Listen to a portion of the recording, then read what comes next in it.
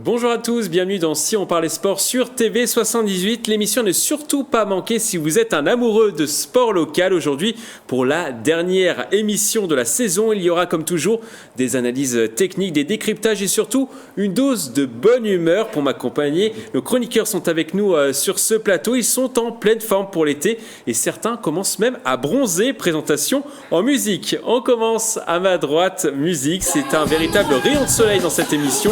Elle nous vient tout droit de Poissy. Elle aime tous les sports et en particulier le basket et la course à pied. Elle est adepte des distances longues. Elle a notamment participé au Half Marathon des Sables. Audrey Lepère est avec nous pendant une heure. La Pissiacaise. La Pissiacaise.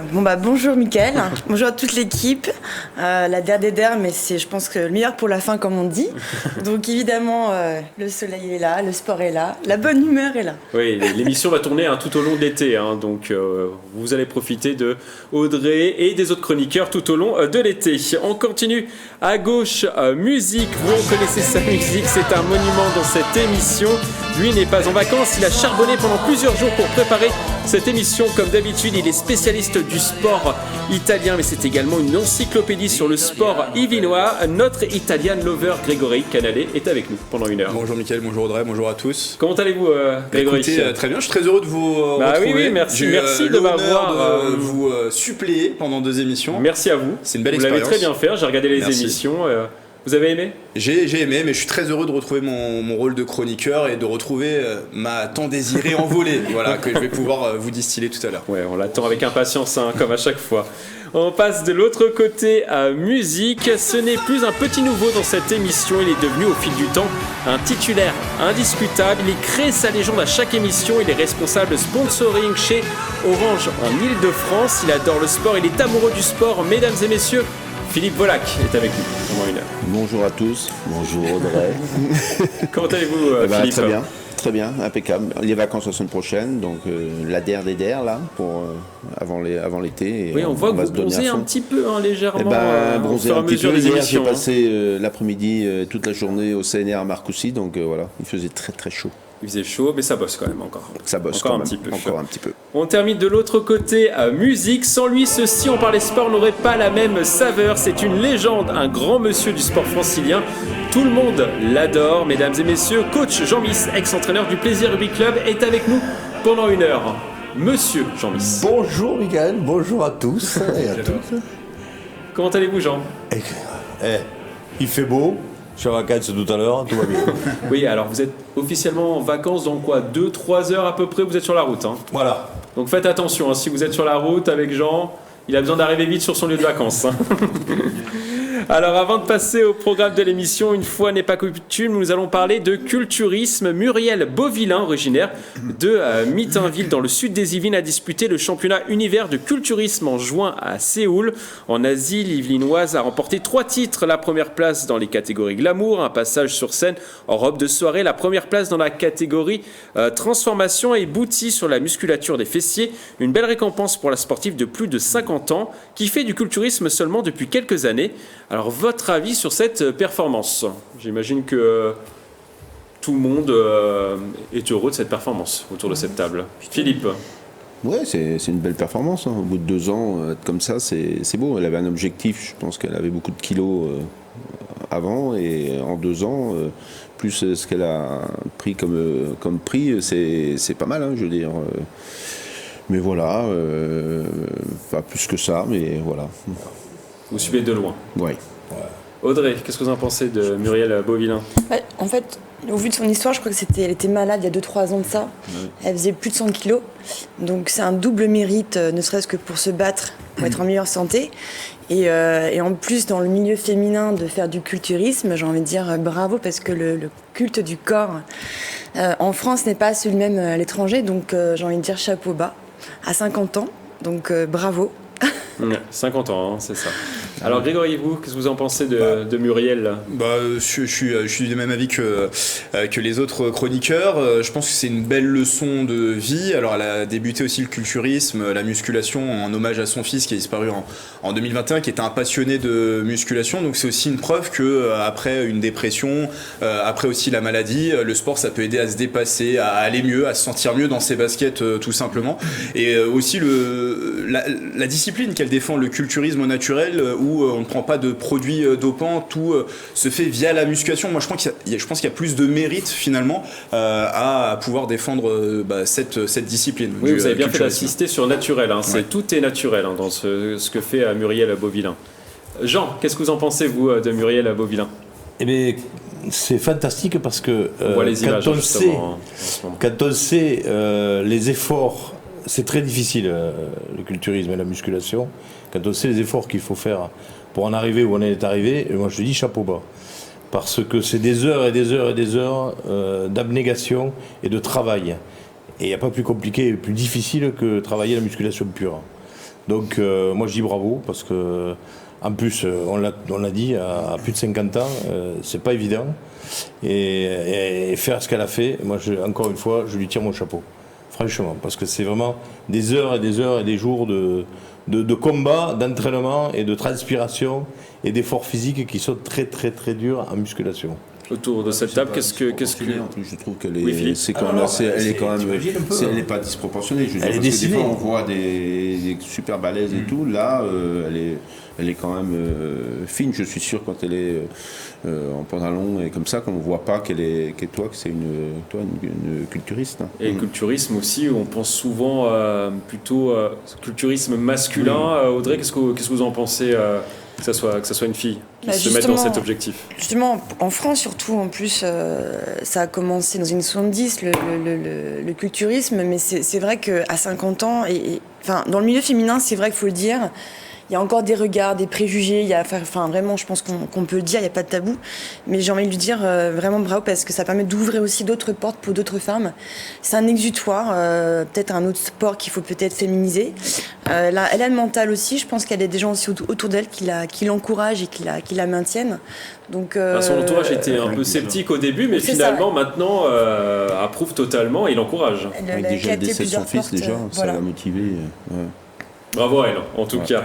Elle va revenir à la compétition fin 2024 avec d'autres objectifs. Elle tentera de prendre encore plus de muscles. C'est son objectif. Elle nous l'a confié dernièrement sur le plateau de TV78. Alors nous allons maintenant passer au programme de l'émission. Aujourd'hui, nous allons parler de basket. L'Yvelinois Victor Wembanyama affole la NBA depuis qu'il est le premier choix de la draft. Il y aura aussi un classement des meilleurs sportifs yvelinois de la saison 2022-2023. Grégory, vous allez nous donner vos tops. Mais avant de parler de ces thèmes, on va parler football. En football, donc, on connaît désormais le successeur de Chris. Le FC Versailles a annoncé ce samedi 1er juillet le nom de son nouvel entraîneur principal. Il s'agit de Laurent Peyrelade, l'ancien joueur professionnel de Nantes, du Mans ou encore de Lille. Arrive après une expérience de 7 ans au club de Rodez. Avec cette équipe, l'homme de 53 ans a réussi à faire monter le club aveyronnais de la Nationale 2 à la Nationale 1, puis de la Nationale 1 à la Ligue 2. Le club s'est ensuite maintenu en Ligue 2 pendant 3 saisons avec un petit budget. La montée en Ligue 2, ce sera justement l'un des objectifs de Laurent Peyrelade. Pour y arriver, il sera accompagné au poste d'entraîneur adjoint de Grégory Vignal, qui a aussi une belle carrière. Il est passé par Lens ou les Glasgow Rangers. Les deux hommes ont dirigé leur première séance d'entraînement cette semaine. La question sur cette thématique, est-il l'homme de la situation pour le FC Versailles ? Vous votez ? Oui ou non ? Oui pour tout le monde ? Oui. Bon, pas de débat. Philippe, pourquoi ? Pourquoi ? Bon, on peut vous le connaissez dire, bien, vous. Ouais, je le connais par rapport à sa carrière de footballeur professionnel et aussi par rapport à sa carrière d'entraîneur, même si elle est pas longue encore, mais je veux dire, elle a quand même fait 7 ans, passé de régional à Ligue 2 avec Rodez. Je pense que c'est pas mal. Bon, après, on peut pas dire, tiens, est-ce que ça va être l'homme de la situation, puisque les entraîneurs, c'est quand même souvent la valse des entraîneurs. Dès qu'il est bon, on a des exemples concrets. Hein. Mais je pense que c'est une bonne pioche, comme on dit. Je pense que il a fait du bon boulot et il va continuer à en faire, j'espère. Jean, qu'est-ce que vous en pensez ? Oui, je rejoins un petit peu Philippe. Est-ce que ça dénote je ne sais pas par si rapport c'est- à Chris? Alors, C'est stratégie. voilà, je ne sais pas si c'est vraiment l'homme de la situation, puisque ça c'est l'avenir qui nous le dira. Par contre, pour moi, il rentre vraiment dans le cadre de l'état d'esprit du club de Versailles. Cet état d'esprit qui a été celui-là depuis quelques années avec leur ancien entraîneur, qui a gravi aussi des échelons juste pour arriver jusqu'à un national. Et donc il rentre pour moi dans cet état d'esprit. Par rapport à son curriculum, il a fait 7 ans à Rodez, avec lui aussi de CFA2 jusqu'à National 2, c'est ça Ligue 2 même. Ligue 2, pardon, oui. Ligue 2, donc vous voyez.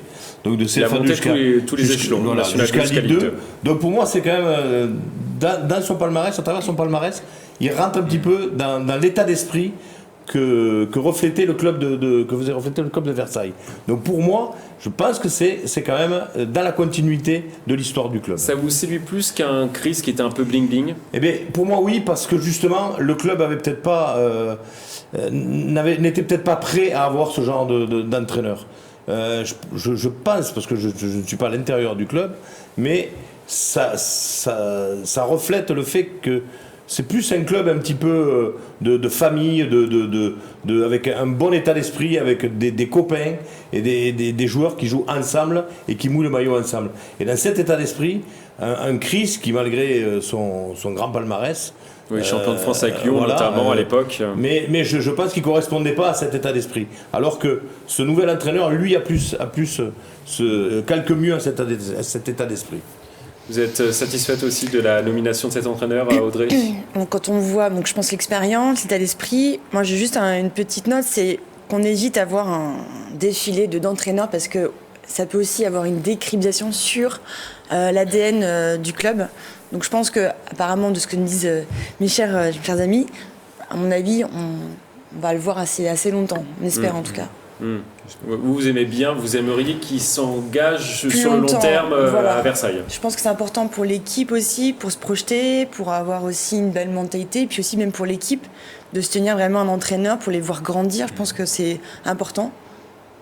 Il apporte de la stabilité, Grégory? Stabilité, ce qu'on peut dire, c'est que la stratégie, elle est complètement renversée pour Versailles. Effectivement, avant, avec Youssef Chibi, on avait un entraîneur historique qui avait fait toutes les montées avec le club. Bon, les ennuis judiciaires l'ont éloigné de Versailles.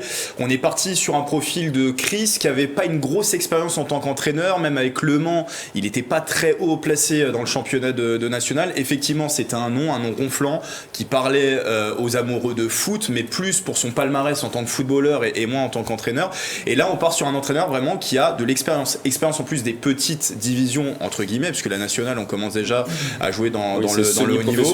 Oui. Expérience aussi des montées, il a réussi à faire monter son groupe. Et on parle depuis tout à l'heure de l'entraîneur. Moi je pense qu'il faut mettre aussi en avant son adjoint Grégory Vignal. Ils ont voulu mettre en avant un duo cette année. Les deux hommes se connaissent très bien. Le FC Versailles parle d'une grande complicité entre les deux. Et Grégory Vignal, ça va être son bras droit sur l'aspect un peu plus jeune, formation. Il a une grosse expérience du côté des jeunes des Glasgow Rangers. Il a été responsable de la préformation à l'OM. Il a entraîné les U23 de Dundee également du côté du Royaume-Uni. Et je pense que si on regarde un petit peu la stratégie, les premiers recrutements, il y a beaucoup de jeunes. Il y a aussi un vivier à Versailles. Et je pense que ça peut être intéressant, on va dire, cette double casquette. L'entraîneur qui a l'expérience et son adjoint qui va essayer de valoriser des jeunes et de faire, pourquoi pas, monter aussi des jeunes du centre de formation, de la formation versaillaise vers l'équipe première. Je pense que ça peut être intéressant aussi.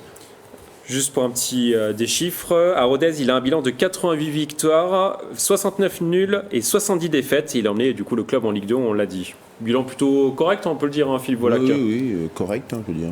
Je trouve que c'est correct. Bon, à part la dernière demi-saison où est-ce que Rodez était 18e ou 19e, c'est pour ça qu'il a été évincé. Dommage, mais c'est toujours l'entraîneur qui trinque en premier. Et voilà, autrement, je pense que les défaites qu'il a sur son palmarès, là, c'est surtout cette saison, en fin de compte. C'est au début, bon, voilà, ils sont sauvés. On sait comment ils sont sauvés aussi de Ligue 2 cette année avec ce qui s'est passé à Bordeaux, en plus, le club. Donc voilà. Et Grégory, il y a aussi beaucoup de jeunes aussi qui signent à Versailles cette saison. Beaucoup de joueurs en entrée, on a moins d'informations sur les joueurs qui pourraient partir et quitter l'effectif, mais c'est vrai quand on regarde le profil de joueurs qui arrivent, le plus vieux à 27 ans, c'est Lassana Diakabi qui vient de Martigues, 4e de National 1, donc il connaît bien aussi ce championnat. Il y a Kevin Bala qui est un attaquant de 22 ans qui arrive en provenance du Paris FC, il a quelques matchs de Ligue 2 à son actif, même s'il jouait plutôt avec la réserve. Kevin Nadje qui est un milieu de 22 ans en provenance de Laval, qui a été formé à Lens, et Djibril Bangoura, milieu offensif de 21 ans, qui on prête énormément de talent. Il a fait quelques bancs en Ligue 1 avec Brest, où il a été formé, et il a été élu meilleur joueur de sa poule en National 2 du côté de Châteaubriand.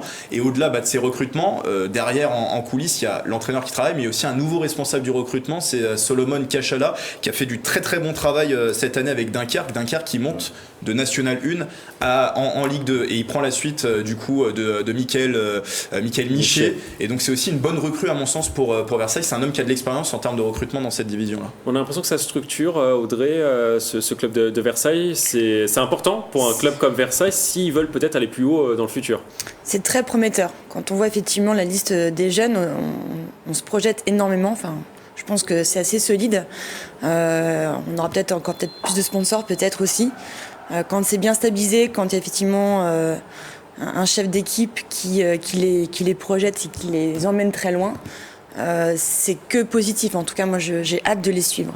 Jean, ça vous plaît, vous, cette jeunesse qui arrive à Versailles? Parce qu'on était quand même l'année dernière sur des noms un petit peu en ronflant, en fin de carrière, des 32, 33, 34, 35 ans. On voit, ce sont des petits jeunes finalement qui arrivent, mais prometteurs. On est peut-être, c'est ce que je disais un petit peu tout à l'heure, on est peut-être revenu sur une politique qui était celle de Versailles avant l'arrivée de Chris, quoi. Où quand on a pris Chris comme entraîneur, on est allé, vous l'avez dit vous-même, chercher des joueurs avec plus des noms, avec des expériences un peu vieillissants.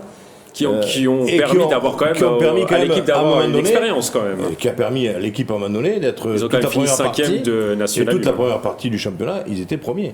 Donc c'était pas. Mais maintenant, je crois que pour aller dans la durée et pour obtenir et pour avoir l'objectif premier, c'est celui de monter en Ligue 2. Je crois qu'on revient un petit peu dans une politique de jeunes, de groupes, et de façonner un groupe qui va arriver à franchir ce cap de la montée en Ligue 2, et non pas sur des noms. Même si on en a besoin aussi quand même, de joueurs d'expérience et de talent, on en a besoin. Maintenant, Versailles, encore une fois, pour moi, ils mettent ils misent la carte des jeunes, et donc feu à volonté. Après, ce qui va être intéressant, c'est de voir qui va rester de l'effectif de l'année dernière, et s'il peut y avoir un très très bon mix entre des joueurs quand même importants qui ont une expérience. Alors certes, ils ont la trentaine bien tassée, mais ils ont quand même une expérience du haut niveau mixée avec des petits jeunes prometteurs. Faut voir aussi si ça matche bien. Et des joueurs fiables. Lassana Diakabi a joué à Martigues, il a 27 ans, donc on va dire en pleine force de l'âge. Et il a joué énormément de matchs avec Martigues, donc il connaît cette division aussi. Ouais, Martigues en plus, qui est pensionnaire de National et qui est pas passé loin de la montée cette année en Ligue 2. Qui a fini 4e, effectivement. Alors on va continuer à parler du FC Versailles. Le FC Versailles dispose d'un tout nouveau centre d'entraînement pour son groupe national. Les joueurs vont s'entraîner maintenant à Bougival, sur l'île de la Loge. Le lieu était laissé libre par les féminines du PSG.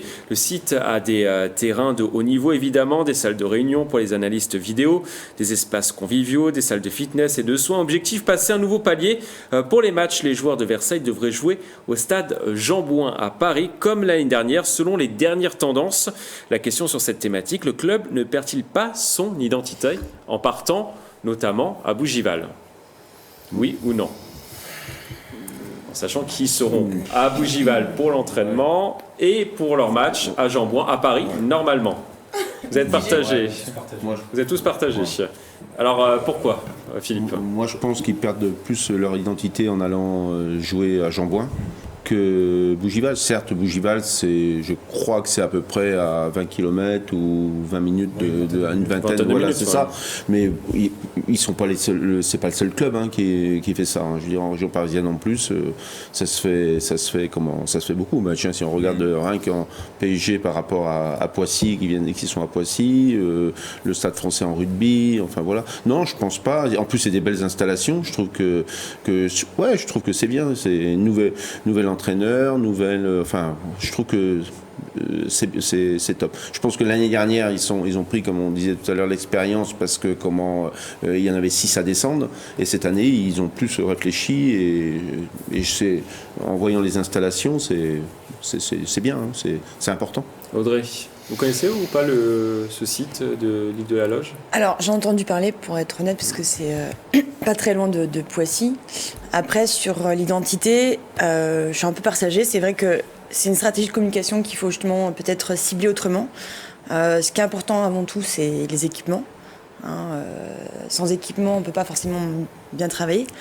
Mais sur l'identité, je pense que c'est une autre manière de voir les choses. Donc peut-être à détourner une manière de communiquer, de peut-être valoriser peut-être autre chose pour valoriser cette équipe. Donc, Parce que effectivement, ils ont des belles installations à Bougival, mais il y a eu quand même beaucoup de critiques sur les réseaux sociaux, notamment des supporters un peu historiques qui ont un peu titillé le club en disant ok, vous jouez pas à domicile, vous n'avez pas non plus votre terrain d'entraînement à domicile. Voilà, qu'est-ce que vous en pensez, Grégory? Le vrai dossier éclaircir, je suis d'accord avec Philippe, c'est le dossier du stade. Je pense que tant que Versailles jouera à l'extérieur de Versailles, il y aura effectivement une identité un petit peu écornée. Ça, je suis d'accord avec ça. Maintenant, ça cristallise un peu les tensions. Ça cristallise les tensions. Sur le site de Bougival, moi, je trouve ça au contraire intéressant et je trouve que au contraire, c'est une bonne nouvelle. On a quand même l'impression, depuis qu'il y a les nouveaux actionnaires qui sont arrivés, donc le nouvel actionnaire Alexandre Muliez et son bras droit Fabien Lazare, qui a une volonté de structurer le club. Et pour structurer aussi un groupe qui a envie de devenir professionnel dans l'avenir, il faut des installations de premier plan, il faut un petit campus comme le PSG maintenant a son campus à Poissy, il faut que Versailles ait son campus. Jusqu'à présent, les footballeurs de l'équipe nationale s'entraînaient à Porchefontaine, ils partageaient les installations avec les rugbyman, donc peut-être que les rugbyman et notre ami Pierre va être content d'avoir un peu plus, de récupérer un peu plus ce complexe de Porchefontaine, mais moi je pense que c'est important aussi de se structurer et d'avoir un vrai campus pour l'équipe première avec des installations de premier plan qui étaient occupées jusqu'à présent par les féminines du PSG. Bon, au contraire, je trouve que c'est une bonne nouvelle dans la volonté de structuration du club. Pierre Chevalier, à qui on souhaite un très bon anniversaire d'ailleurs. Jean, qu'est-ce que vous en pensez, vous? Perte d'identité ou pas pour le FC Versailles? Pour moi, non. Pour moi, non. Il n'y a pas de perte d'identité parce qu'on perd, pour un club, on perd son identité. C'est quand on ne joue pas à domicile, quand on ne fait pas les matchs à domicile. Donc le terrain d'entraînement, c'est Donc pas le grave. terrain d'entraînement, au contraire, là il y a de très belles installations, puis c'est très bien situé. Moi je le connais, le camp des loges, parce qu'avant ça appartenait L'île de la Loge. L'île de la Loge, pardon, pas les connais, j'ai fait un lapsus. L'île de la Loge, je connais. Et donc c'est de très très belles installations. Et pour moi, je vais dans le sens. Il y avait quand même les féminines du PSG qui s'entraînaient là. Et je vais dans son sens parce que pour moi, pour une restructuration de club et une stabilité dans cette restructuration, eh bien, c'est un bel outil de travail.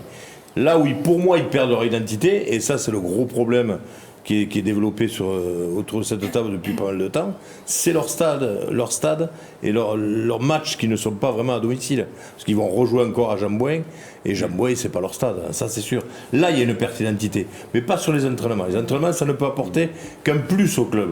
Et d'ailleurs on l'a dit, on l'a redit ici, énormément de clubs qui ont leur terrain d'entraînement ailleurs. Ça c'est pas un souci pour moi. C'est que le foncier disponible à Versailles, il y en a pas beaucoup justement. Et donc le problème du stade, il va se le château de présenter. Versailles peut-être. Il y a des grands parcs. Éventuellement, il y a des grands parcs là-bas. Pour moi, ce sera vraiment le gros dossier pour que vraiment le club de Versailles puisse travailler dans une belle lucidité.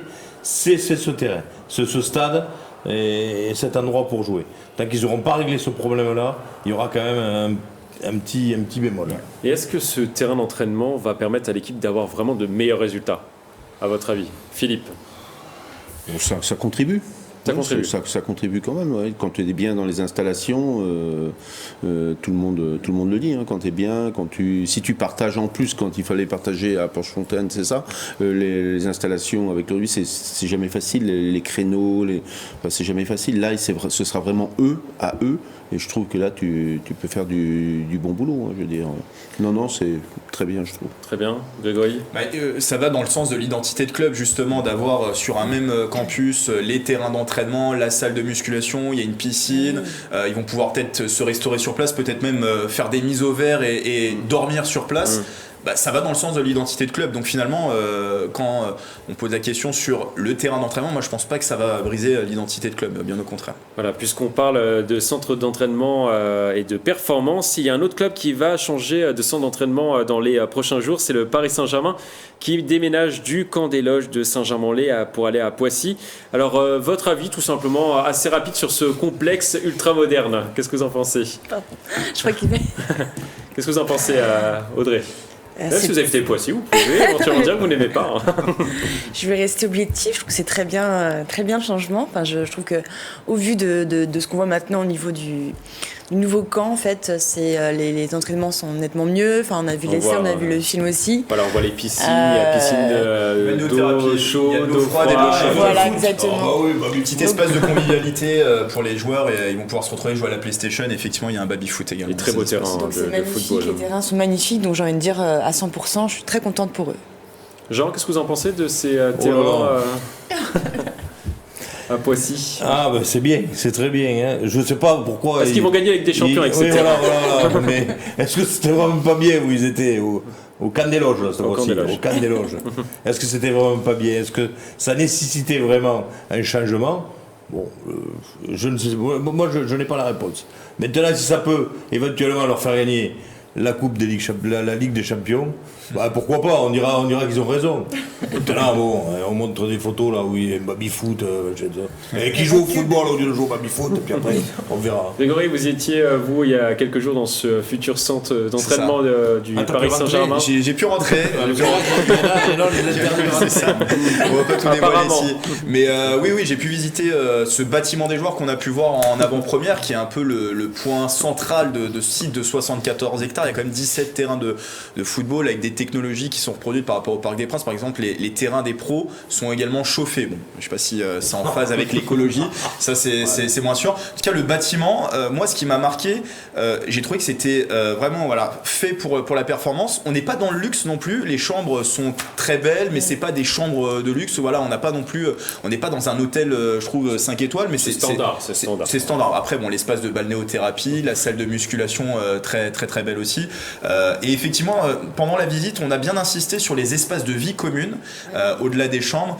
Donc il y a un espace avec un baby-foot où on va pouvoir jouer, je le disais, aux consoles de jeux vidéo. Il y a un endroit avec un billard, il y a des salles de réunion. C'est vrai que du côté de la direction du Paris Saint-Germain, on a insisté sur ces moments d'échange quand il y aura des mises au vert pour les joueurs, de pouvoir leur garantir des moments d'échange entre eux pour construire peut-être un peu plus de cohésion de groupe, parce que c'est peut-être aussi ce qui manque aujourd'hui à cette équipe parisienne. En tout cas, on souhaite bon courage à Versailles et au PSG pour la saison prochaine et surtout une bonne installation sur leur nouveau centre d'entraînement.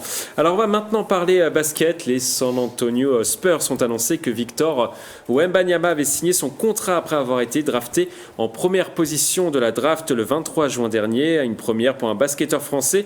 Le joueur de 19 ans, originaire du Chénet-Rocancourt, va toucher environ 55 millions de dollars sur 4 ans sous réserve que les Spurs activent une option pour le conserver sur les 2 dernières années.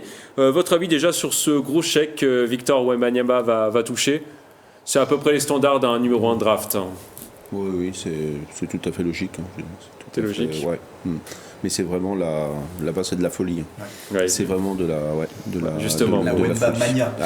Justement, vous me permettez de faire la transition. En tout cas, c'est la folie aux États-Unis depuis sa signature. On a vu des tags à son effigie à San Antonio. Les supporters l'ont accueilli comme une rockstar. La draft a été la plus suivie de l'histoire de la NBA avec 128 millions de connexions.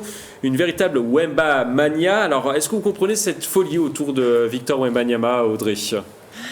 On dit aussi Wemby Mania, je crois. Vous pouvez dire Wemby si vous voulez, c'est son surnom. Écoutez. Wemba, c'est son papa apparemment. Wemby. Et Wemby Mania. pour un garçon qui a 19 ans, 2m21, c'est ça? 2m21, 2m24, Non, 2m25 selon c'est les ça. différentes sources. Alors, pour être précis, pas des apparemment, jours, c'est ça. en NBA, Grandir on encore. mesure avec les chaussures. C'est pour ça qu'il fait 2m25 Les en joueurs de talent NBA. ou quoi? Apparemment, il aurait des chaussures un peu sur Il y a 4 élevé. cm Et la d'écart, ça Mais, va. mais ça permet après de créer une légende un peu autour des joueurs, Ah oui, des parce fois que un peu plus grand que 4 prévu. cm, tu vois. c'est quand même d'écart. C'est 22 Mais cm là, de. normalement, c'est ça. sa taille réelle, c'est 2m21, 2m22. Voilà, Voilà, là, il ça annonce taille. à 2m25. Il a 2m25, voire même certains sites 2m26. Ouais, toujours plus, quoi. Selon Pointure, certains. des 60, non, c'est Ouais, la pointe c'est de ça, pied. c'est ça, un peu plus de 50. 56, 55, ouais, 57, 56, 57, 57, ouais, c'est Et ça. c'est 22 cm de plus des joueurs des NBA en fait. On parle de sa taille. Hein. Ouais. Oui, c'est 20 cm de plus vraiment sur la. Ouais, c'est ça. Bah, au niveau de la Wembanyama, du coup, il y a une folie autour de lui depuis quelques semaines. Est-ce que ça vous surprend, Grégory? Ça ne surprend pas des États-Unis.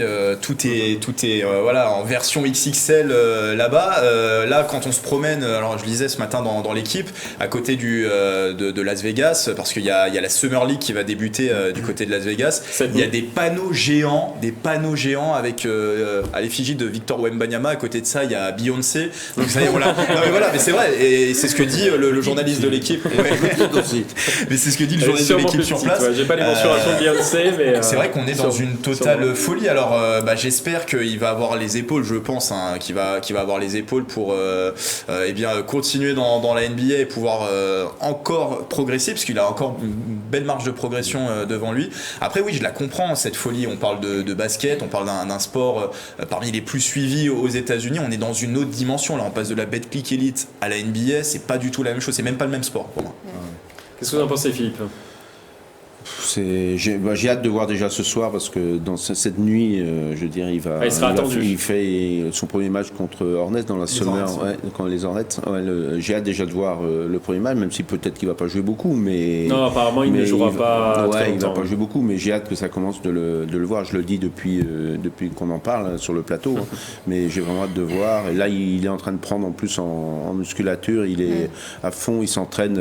Vous l'avez vu, très hein, dur, vous, très dur. récemment. Ouais, moi je l'ai vu, pour pas citer, au Parc des Princes. Donc c'est impressionnant.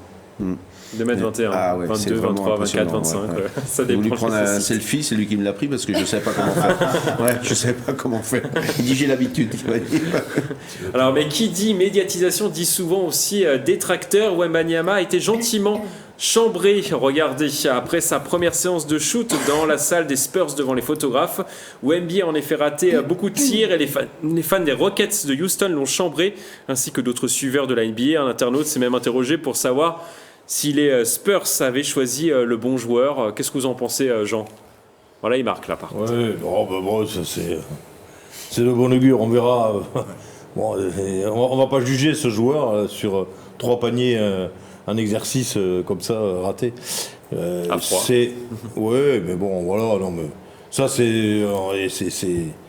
de bonne guerre. C'est pas méchant.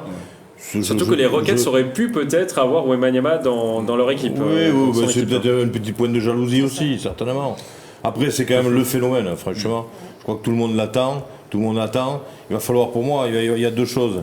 Pour moi, il va falloir qu'il soit très très fort mentalement.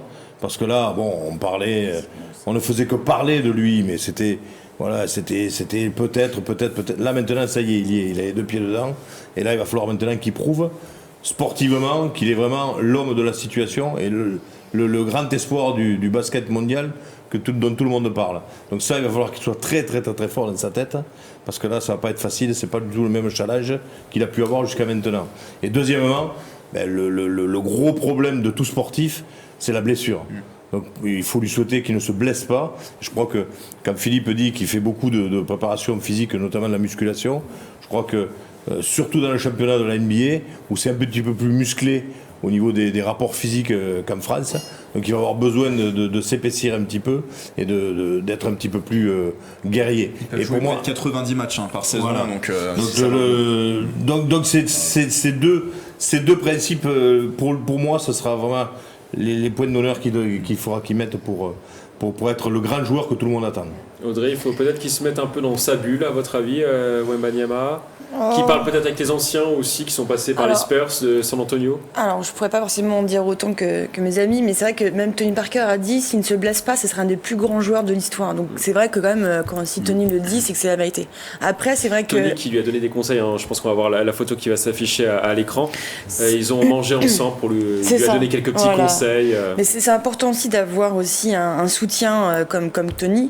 Après, c'est vrai que sa taille, c'est à la fois un atout, mais aussi, comme le disaient effectivement Jean et Philippe, il faut effectivement muscler les articulations pour être aussi performant dans le temps. Dans sa bulle, oui, parce que les médias vont aussi un peu le jalouser, vont un petit peu le titiller, mais aujourd'hui, voilà, le basket, ça fédère, il faut aussi le rappeler. Et c'est vraiment, pour moi, c'est une révélation. Enfin, je pense que Philippe peut le confirmer. Oui, qui reste concentré sur ses matchs, voilà. Vous y croyez ? En tout cas, on va espérer. Si Tony le dit, moi, j'y crois. Il y a une phrase intéressante dans l'article de l'équipe ce matin. Sean Elliott dit que Wembanyama lui a demandé, la première chose qu'il lui a demandé, donc les gens de NBA, comment on fait pour bien se reposer entre deux matchs. Donc c'est déjà qu'il est dans l'après, quoi. Dans l'après et de se bien se gérer parce que ça va être très compliqué. On sait que c'est un joueur qui se blessait souvent avant qu'il arrive au Mets 92. Cette saison, il a réussi à être plutôt régulier, à jouer quasiment l'ensemble des matchs. Donc ça va être vraiment un paramètre à prendre en compte. Qui l'a demandé ça ? Sean Elliott. Il voudrait du demander à Neymar. Et je m'inquiète pas plus que ça pour les paniers. On a vu, il fait le parallèle avec le foot, des joueurs de foot présentés en grande pompe, notamment au Barça, qui rataient des jongles devant le public. Et au final, ça n'a pas empêché que ce soit des grands joueurs derrière. Alors on va écouter un dernier mot sur Wembanyama. On va écouter une musique. Je ne sais pas si ça vous parle. Est-ce qu'on peut l'entendre ? Alors vous allez me dire pourquoi cette musique ? Eh bien c'est par rapport à un incident improbable entre Wembanyama et Britney Spears. Britney aurait pris une gifle de la part de la sécurité des Spurs en tentant de prendre une photo avec la nouvelle star des Spurs à Las Vegas. Elle l'a tapé sur l'épaule et ça a énervé le service de sécurité. Lui, il ne l'a pas vu parce qu'il marchait tout droit. La chanteuse a déposé une main courante pour coups et blessures. Alors vous en pensez quoi de cette histoire ? C'est un petit peu ça aussi la folie de la NBA. Hein. Ouais, c'est normal, une main courante, c'est la ramasse une claque. Hein.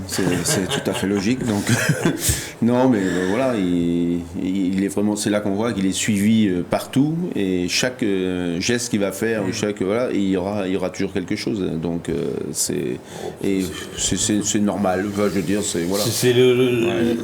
C'est la sécurité de Wembanyama qui n'a pas reconnu Britney Spears. Lui a dû s'exprimer publiquement là justement pendant la Summer League pour dire désolé, je ne l'ai pas vu, je marchais tout droit, c'était prévu que je ne m'arrête pas pour pas avoir d'attroupement. D'un autre côté, quelqu'un m'a touché, je savais même pas qui c'était. D'un autre côté, il y a un service de sécurité qui est mis en place autour de lui pour le protéger. Donc c'est pas parce qu'elle s'appelle Britney Spears que Britney Spears. En tout cas, on voit qu'il change de dimension. Qu'est-ce que vous en pensez de cette histoire, Audrey ? Je pense que c'est pas la première, ce sera pas la dernière. À mon avis, ça attise aussi les convoitises. Britney Spears, elle a bien raison de le faire pour parler d'elle. C'est comme ça que ça marche maintenant. Puis il y a de buzz et mieux c'est tout. Oui, c'est ce qu'elle a dit. Elle a dit je voulais poster une photo sur les réseaux sociaux avec lui. Et apparemment, ça s'est mal passé, Grégory. Ouais, ça s'est mal passé. Bon, après, s'il y a vraiment eu claque, c'est peut-être, je sais pas, faut voir avec le service de la sécurité. En tout cas, c'est vrai que maintenant, dès qu'il va se passer quelque chose, Philippe le disait, on va parler de Wembanyama. Là, finalement, c'est pas Wembanyama directement, c'est son service de sécurité. Lui, il s'est rendu compte de rien dans cette histoire. Mais il se retrouve au cœur de la polémique. Au même endroit que Britney Spears. Oui, c'est ça. Voilà. Ça lui change peut-être un peu de la France. Et je pense que voilà, s'il se disait il y a quelques années que c'est Britney Spears qui lui courrait après, pas le contraire, voilà, je pense qu'il l'aurait pas cru. Même si je pense qu'il était un peu jeune quand Britney Spears avait beaucoup de. Oui, je pense quand même. Je crois pas qu'il était né lors des premiers tubes de Britney Spears. On vérifiera après l'émission, Grégory.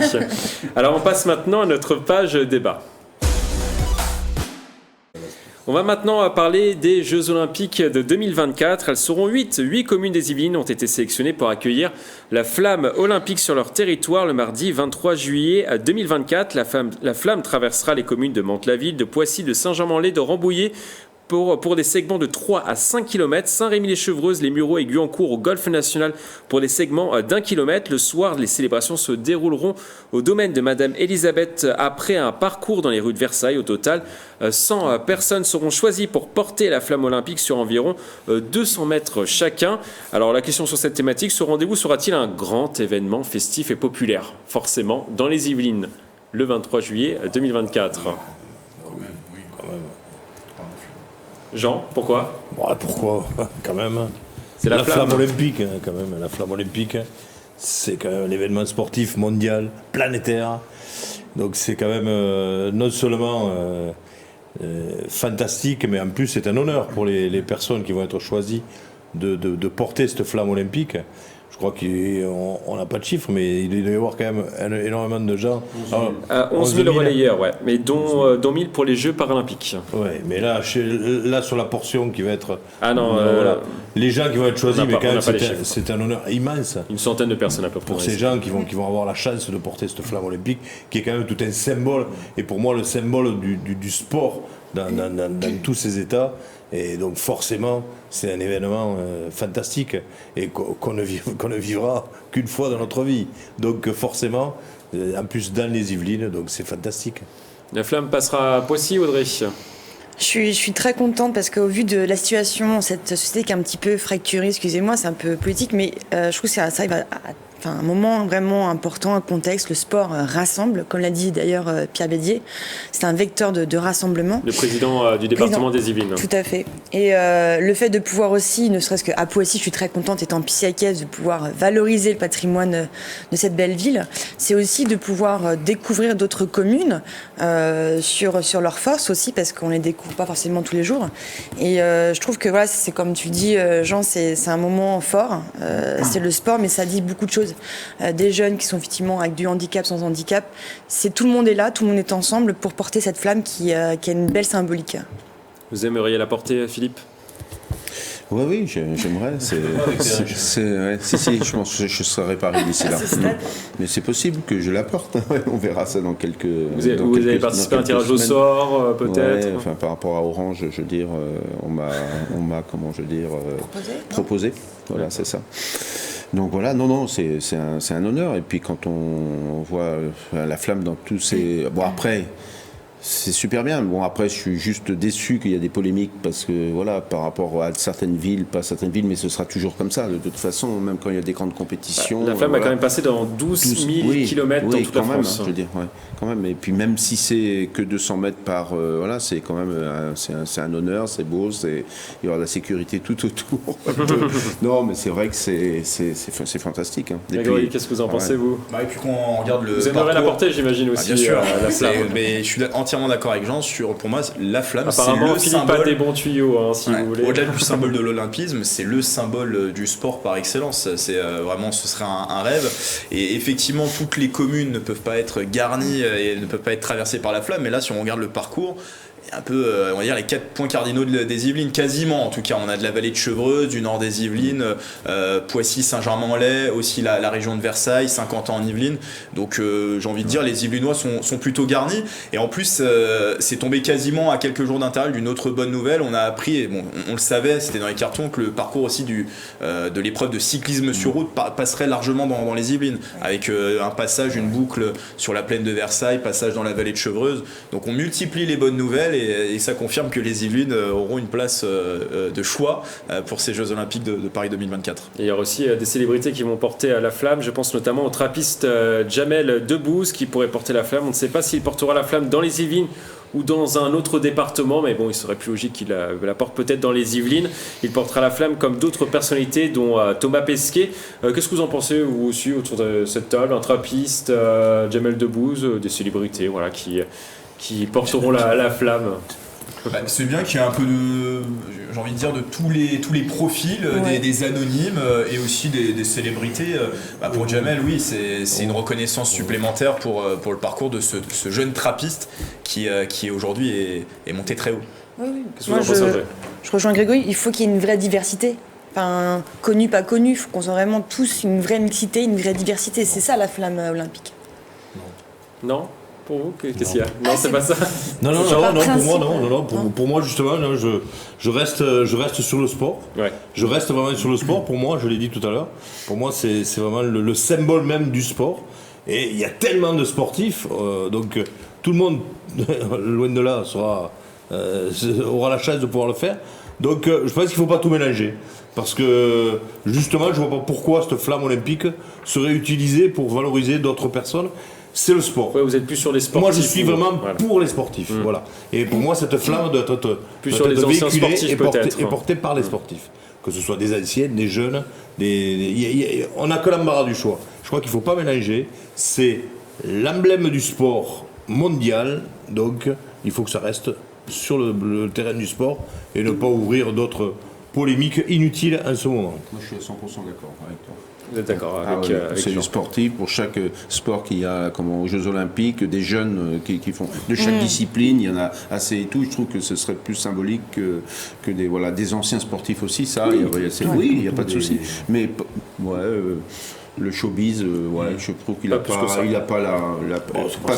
C'est pas sa place. Ça pourrait être Yannick Noah, par exemple, quelqu'un qui est Oui, aussi un oui, peu mais sur la voilà, même bien ligne sûr. du sport. Oui, mais qui c'est est un aussi... sportif, c'est avant tout un grand sportif. Voilà, mais est totalement avant tout un dans grand ce principe, sportif. qui est aussi entendu. C'est qui est aussi simplement, moi, sur- je dis Après, simplement. peut-être que Yannick Noah, du coup, sera choisi pour porter la flamme. Il a la Peut-être. portée même du pied en plus. Donc, pas de souci. Ouais. Alors, on va maintenant passer à l'envolée de Grégory. À chaque fois, ça a été un moment très fort dans la saison et dans cette émission. Il y a eu beaucoup de rires, parfois des larmes, parfois des coups de cœur.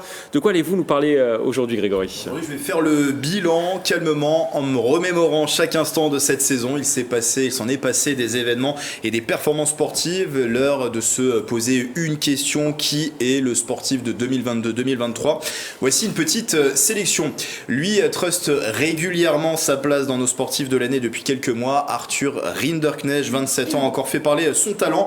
Pour la première fois de sa carrière, le tennisman saint-germanois s'est hissé au deuxième tour de Roland-Garros. Il écarte Gasquet devant à court Suzanne Lenglen survoltée et titille au deuxième tour pendant une bonne partie du match le numéro 9 mondial Taylor Fritz. Quelques semaines plus tard, au tournoi du Queens, Rinderknecht s'offre même le luxe de prendre un set au numéro 1 mondial Carlos Alcaraz. Oui, mais voilà, cette semaine, le 82e joueur au classement ATP a été éliminé dès le premier tour de Wimbledon par son compatriote Alexandre Muller, une défaite qui lui est fatale pour être notre numéro 1 de cette saison. Oui, ici je parle bien de la saison 2022-2023. Alors même si au tennis la saison est calquée sur l'année civile, j'ai pris en compte les faits d'armes réalisés également depuis août dernier. Et puisqu'on parle de tennis, il y a un événement marquant pour le sport français. La victoire au Masters de Caroline Garcia, la Saint-Germanoise de 29 ans, n'a fait qu'une bouchée en finale de Sabalenka. C'était en novembre dernier aux États-Unis.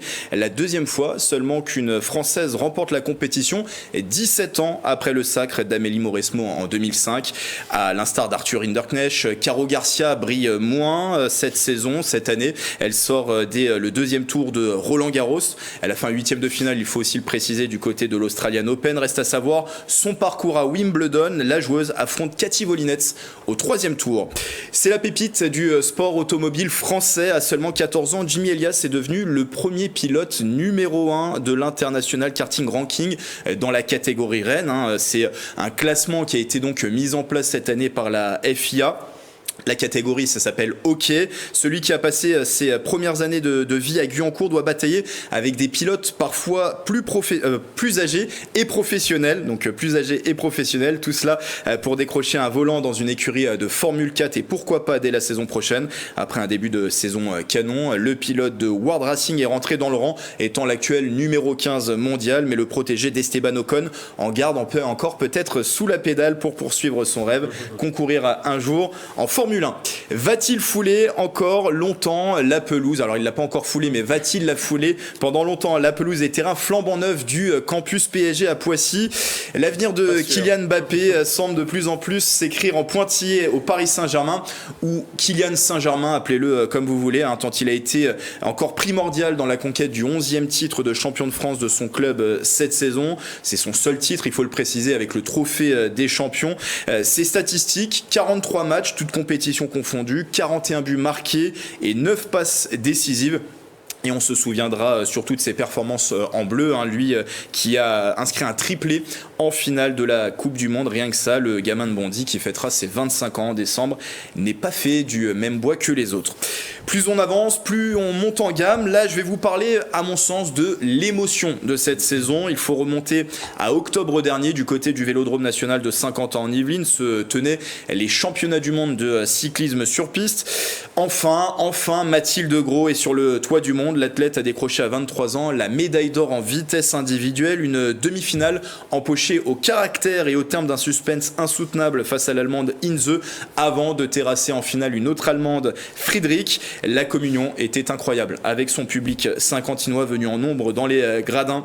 Et on est impatient bien sûr de voir les JO qui se dérouleront bien sûr toujours au Vélodrome national de Saint-Quentin en Yvelines. Et puis comment ne pas terminer par lui, son nom désormais tout le monde le connaît, Victor Wembanyama, 19 ans, vient de faire le grand saut, partir en NBA, le prestigieux championnat de basket nord-américain, choix numéro 1 de la draft, recruté par les Spurs de San Antonio. Il marche un peu plus dans les pas de Tony Parker, illustre français de la franchise texane avec ses quatre titres en NBA. On a déjà hâte de voir les débuts du petit, de l'entente le Chénet Versailles, enfin du petit, du très grand, du géant de 2m21, 2m25 selon les différents médias. Le buzz actuel autour de Wemby, 2m21, on va rester sur 2m21, mais le buzz actuel ne doit pas faire oublier sa saison exceptionnelle réalisée du côté des Mets 92 de Boulogne-le-Valois, qui a été finaliste de la Betclic Elite, une moyenne de 21,6 points, 10,4 rebonds, 2,4 passes et 3 contres. Un tel rendement, il fallait le récompenser. Wembanyama a hérité des trophées de MVP, meilleur marqueur, meilleur contreur, meilleur défenseur et meilleur jeune de la saison du championnat de France de LNB, rien que ça. Il n'y a plus de place sur sa cheminée. Il n'y a plus de place sur sa cheminée. C'est quand même pour quelques bagues NBA, mais bon, ça sera sur son doigt. C'est plus petit. Vous l'avez compris, que du beau monde. Il ne vous reste plus, les amis, qu'à faire votre choix du sportif de l'année. Alors, qui est votre sportif de l'année Grégory, pour vous, du coup, ça sera Victor Wembanyama. Largement. Audrey. Je vais rester dans la parité, donc pour Mathilde Gros. Mathilde Gros. Ouais. C'est la pistarde, du coup, qui a et puis on peut parler aussi de... Ouais, c'est ça. Dans des championnats du monde. Philippe, pour vous Victor aussi. Victor. J'aurais dit autrement Mbappé s'il avait gagné la Coupe. Non, s'il avait gagné la Coupe du Monde et si la fin de saison n'aura pas été tumultueuse avec lui, voilà, c'est autrement. Mais avec voilà, avec des si, ouais. Mais bon, Victor a lui m'a limité pour moi. Pour vous, Jean. Victor Wembanyama. Victor Wembanyama.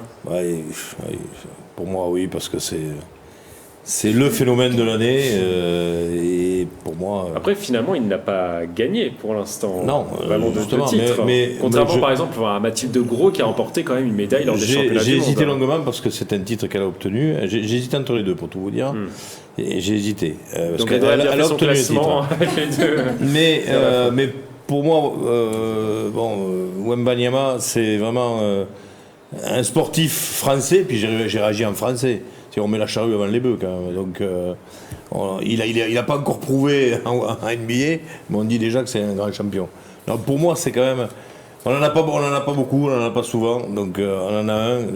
Pour moi, c'est incontestablement le sportif de l'année. Sportif de l'année. Sportif de l'année, moi je reste sur ce que j'ai dit. L'émotion de l'année, à mon sens, c'est quand même Mathilde Gros, la médaille d'or. Mais si il faut distinguer l'émotion du sportif. Voilà, en tout cas, voilà. Les deux. Non, mais c'est ça, mais on va deux bons points. Un bon point pour le sportif à Victor Wembanyama et l'émotion. Moi, on l'a vécu d'ailleurs. On était au Vélodrome tous les deux, Mickaël, à ce moment-là. Et c'était une ambiance incroyable. C'est pour ça que moi j'aurais peut-être penché plus sur Mathilde Gros, moi personnellement. Mais bon, après Victor Wembanyama. Parce que c'est un titre. C'est vrai, un titre mondial. Mais après Victor Wembanyama a l'avenir devant lui et l'avenir s'annoncera Dieu. C'est le phénomène, quoi. C'est vraiment le phénomène. C'est ça. Alors on devait parler de yoga vinyasa dans cette dernière partie. Malheureusement, l'émission touche bientôt à sa fin. On en reparlera à la rentrée, c'est promis. Toute la saison, on l'avait dans les cartons. Malheureusement, on n'a pas pu en parler. Je sais qu'Audrey, vous êtes très déçue. Namasté. Oui, ça fait de longs mois qu'on en parle. On n'a pas le choix dans la date pour parler de ce sujet. Non, malheureusement. Mais par contre, on n'a plus le choix dans la date. Pour me faire pardonner, je vous propose un best-of des meilleurs moments de la saison sur ce plateau de Si on parlait sport. On regarde tout de suite le best-of et on revient ici juste après.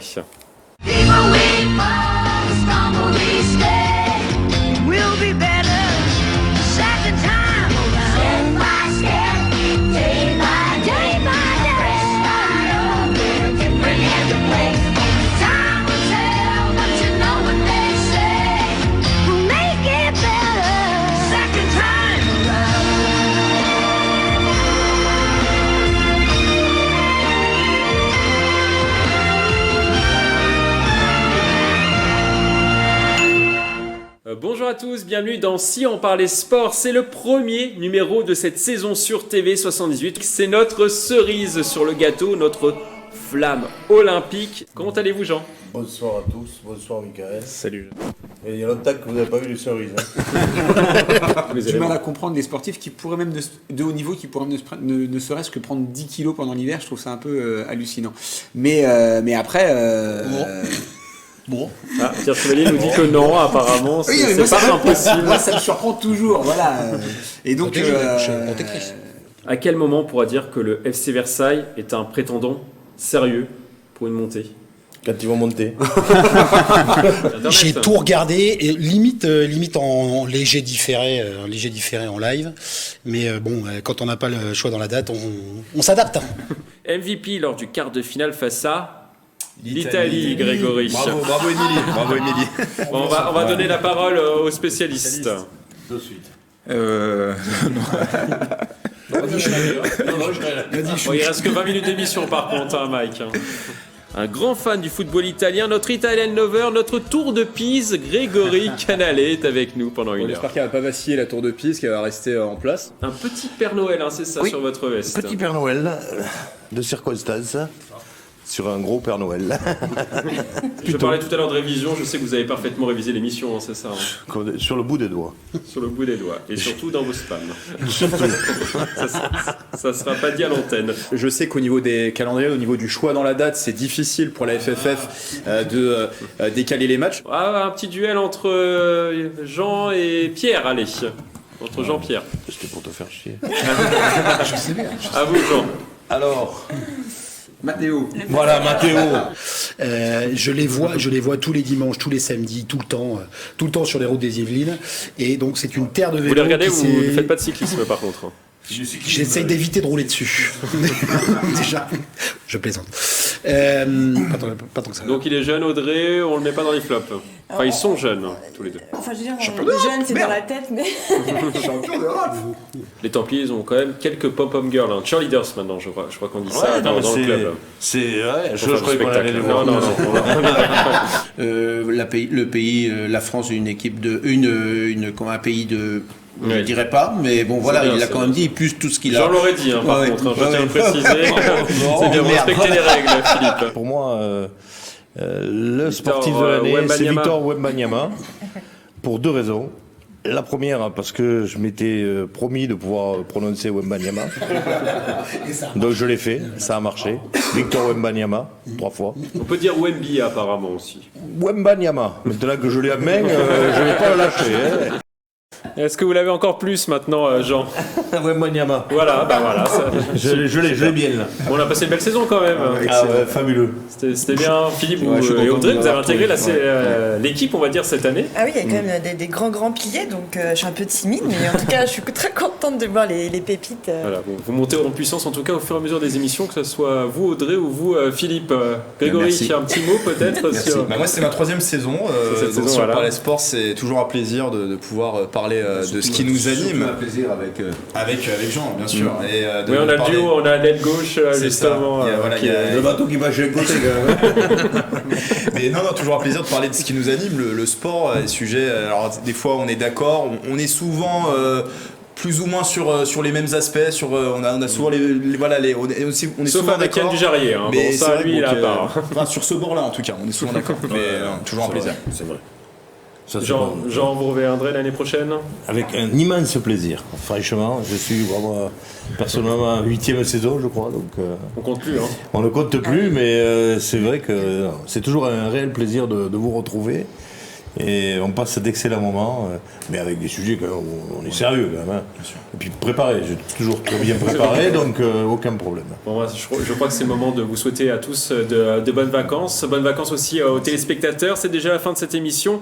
On va terminer, comme d'habitude, par une citation. Aujourd'hui, je vous propose une citation de l'ancien footballeur et entraîneur Luis Fernandez. Dans le haut niveau, on ne gère pas un patrimoine, on capitalise.